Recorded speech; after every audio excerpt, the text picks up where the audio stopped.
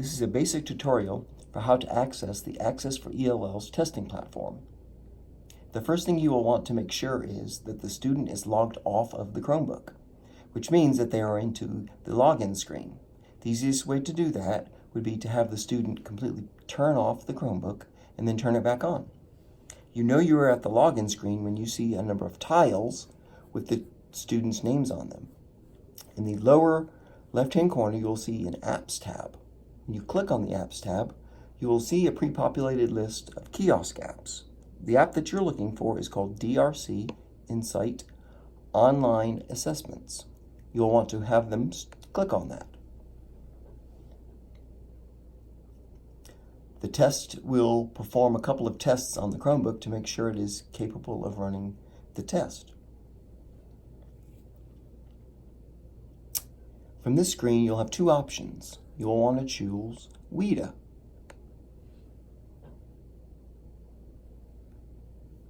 Now this is the main test login screen, which you have three options. You can run a test practice, you can run a test sign-in, or you can run some checks on the Chromebook. Let's run some checks further. Now you will only need to do this if you're starting to have issues with the online test. From this screen, you will want to enter the passcode, which is 7745.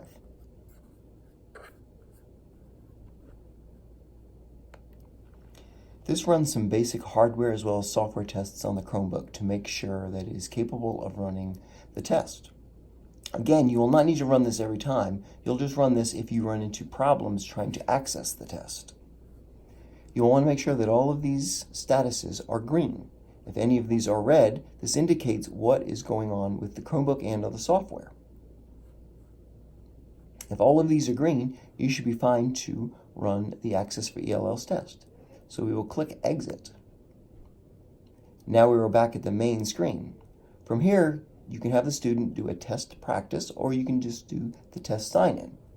If you click on the test practice, it'll run a practice version of the test. From here, you're going to just select what type of test you want them to practice on, and the grade. Now on this sign-in screen, you'll see a username and password that's already pre-populated here. Those are the username and password is what you're going to want to use to log into the practice test. You will not want to use the student's username and password at this point. Since you're doing a test, you will use the testing username and password. We're going to click back and we'll get to the main screen again.